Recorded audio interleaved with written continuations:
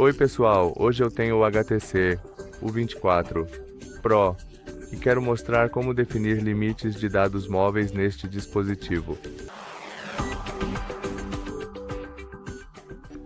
Começo de abrir o aplicativo de configurações. Nele, escolhemos nossa rede e internet. E lá rolamos até nossos sims, onde tocamos nele. E agora escolhemos nossos dados, aviso e limite. Nesta parte, podemos definir nosso limite de dados. Primeiro passo, podemos definir quando nosso limite começa, talvez no primeiro dia de cada mês.